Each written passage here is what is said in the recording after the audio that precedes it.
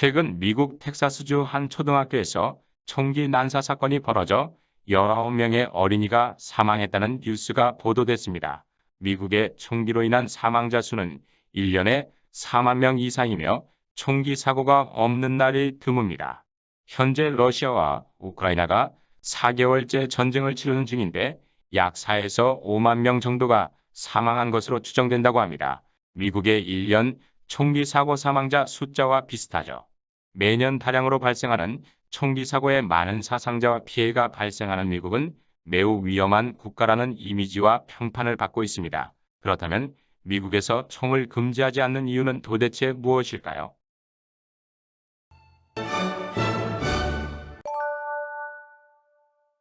1492년 콜럼버스가 처음 아메리카에 상륙했을 때 그는 인도에 도착했다고 생각해 이 대륙 원주민을 인디언이라고 불렀습니다. 130년 후 102명의 영국인을 태운 메이플라워호는 케이프코드, 현재 미국 매사추세츠로 항해하여 이 고립된 아메리카 대륙에 침입했습니다. 그러나 미국에 거친 자연 환경은 곧 이 초대받지 않은 손님에게 교훈을 주었습니다.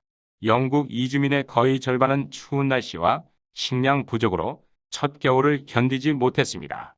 이때 인디언들은 원주민으로서 도움의 손길을 내밀어 이 영국인들에게 식량을 보내주었으며 바다에 가서 고기를 잡는 법과 육지로 가서 농사를 짓는 법, 유독한 음식을 구별하는 법, 야생동물을 피하는 법 등을 가르쳤습니다. 인디언들의 도움으로 이 영국인들은 북미에서 열심히 살아남아 이듬해 풍년을 맞이하여 성대한 축하 행사를 열었고 이는 훗날 미국의 중요한 전통 축제가 되었습니다. 이것이 추수감사절의 기원이 됩니다. 이처럼 메이플라워의 생존자들은 인디언들의 도움으로 성공적으로 북아메리카에 정착촌을 세우고 아메리카 대륙 특산물인 담배의 코코와 커피 등을 유럽에 팔아 많은 부를 축적했습니다. 막대한 이익은 또한 더 많은 백인 유럽 이민자들을 끌어들였고 이것은 인디언들의 악몽의 시작이 되었습니다. 유럽에서 점점 더 많은 이민자들이 들어오면서 양측은 영토 문제에 대해 의견이 엇갈리기 시작했고 더 많은 땅을 얻기 위해 이 백인 식민지 개척자들은 주저하지 않고 무기를 들고 자신들을 도운 인디언들에게 총을 쏘기 시작했습니다. 이는 미국의 대서북의 척운동과도 연결되어 많은 인디언들을 학살하며 총은 미국인들의 의식 속에 돈과 안전이라는 인식을 심어줍니다.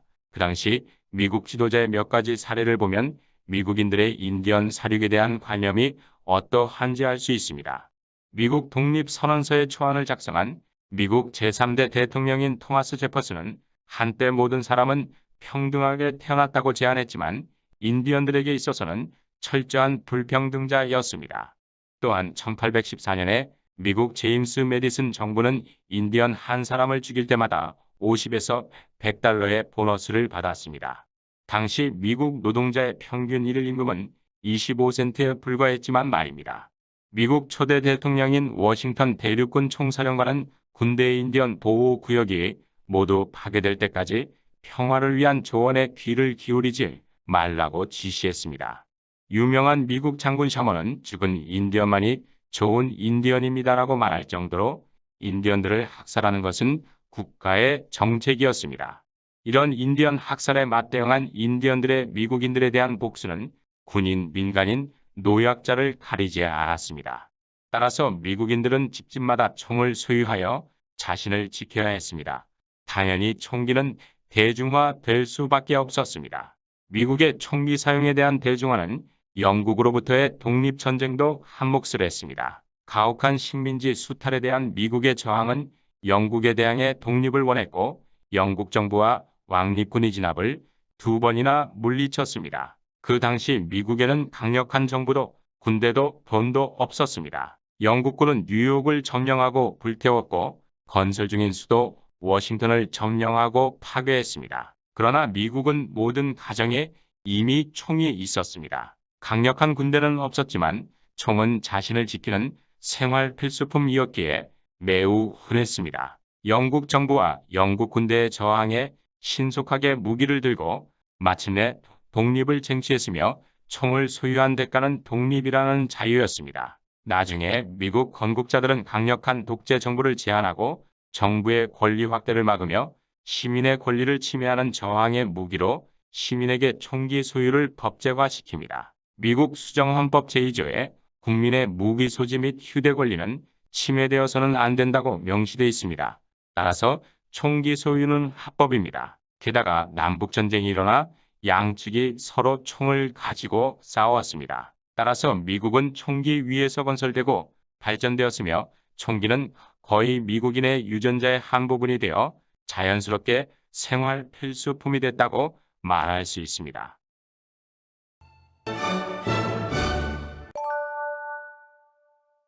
그러나 총기 소유가 아무리 자신을 보호하는 방어적 성격을 띠는 형태라 할지라도 범죄에 악용될 수 있다는 것은 누구나 상상할 수 있지만 총기 휴대와 사용을 금지할 수 없는 또 다른 이유가 존재합니다. 바로 미국인의 일자리와 관련되어 있기에 말입니다. 통계에 따르면 미국 총기 산업은 2021년에 700억 달러 이상의 수익을 올렸고 거의 37만 6천 개의 일자리를 창출했습니다. 이런 고용 문제를 완화시킨다는 것은 세금과도 직결됩니다.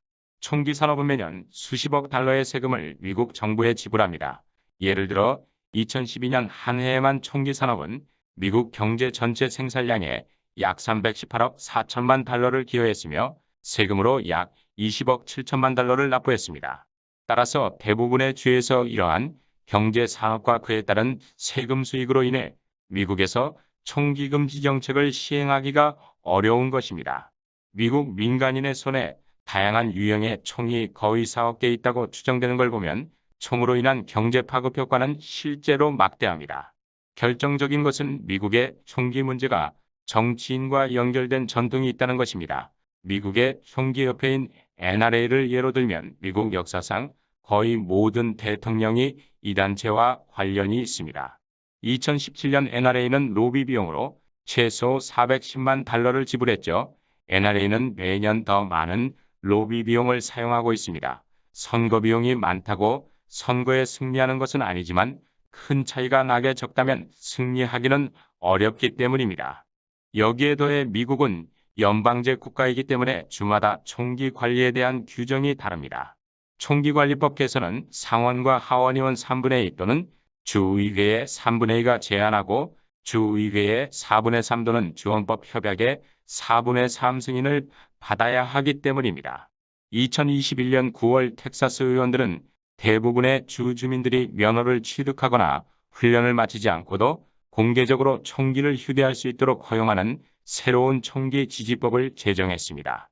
주민이 지문을 등록하고 4시간에서 6시간의 교육을 이수하고 필기 시험을 통과하면 총기 면허를 취득할 수 있습니다.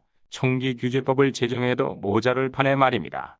더 무서운 것은 미국의 총기 제조업체들이 이제 막 어린이용 소총을 출시했다는 것입니다. 5에서 11살 어린이들이 총과 같은 위험한 물건에 쉽게 접근할 수 있다고 생각하면 실로 몸서리치게 끔찍합니다. 아무리 총기 사고로 인한 사회적 고통과 그로 인한 각성이 한 시대를 지배한다 해도 정책 기반자들의 이해득 실관계가 얽힌 미국의 총기관리법 개선은 요원합니다. 마지막으로 시민들의 사회 제도와 공정성에 대한 신뢰 부족입니다. 즉 구조적으로 살펴보면 미국 사회는 처음부터 침략과 약탈로 시작된 사회이며 유럽 이민자들의 서로 다른 이해관계가 맞물려 특정 집단이나 계층의 이익을 보존하기 위해 서로 싸워온 역사입니다. 특히나 다민족 국가인 미국은 인종적 차별까지 심합니다. 예를 들면 사회계층 간의 갈등의 산물인 미국 대통령 4명의 암살 사건이 있었으며 백인 우월주의로 대표되는 미국 흑인 인권운동가인 마틴 루터 킹 목사의 총기 피살 사건이 대표적입니다. 이런 성향은 미국의 건국부터 현재까지 지속되었고 총기 폭력은 기득권의 유지를 위해서이기도 하지만 반대로 불공정성과 거짓에 대한 저항도 되었습니다. 이는 미국에서 폭력적인 법 집행 사건이 여러 도시에서 수시로 발생하여 시위가 끊이지 않는 이유이죠. 신뢰할 수 없고 공정하지 않은 형사사법제도에 대한 대중의 불신이 폭력과 시위로 표현된 겁니다. 사회적 신뢰 부족이라는 스트레스는 총기 휴대 합법이라는 법 자체의 모순과 결부되어 총기 사고로 이어진다고 볼 수 있습니다.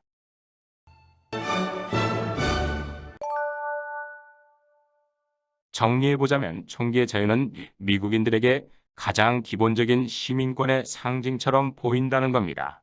총기 소지를 금지한다는 것은 손에 든 총을 빼앗는 것뿐만 아니라 자기 재산의 안전을 지킬 권리도 박탈하는 것처럼 보인다는 거죠.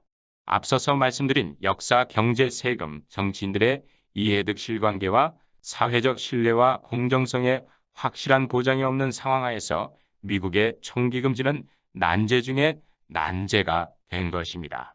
돈을 위해 사용하기 시작한 총기는 그 욕망을 유지하기 위해 끊을 수 없는 도구가 되어 미국인 후손들의 유산이 되는 동시에 삶의 위협이자 해결하기 어려운 사회적 골칫거리가 된 것입니다.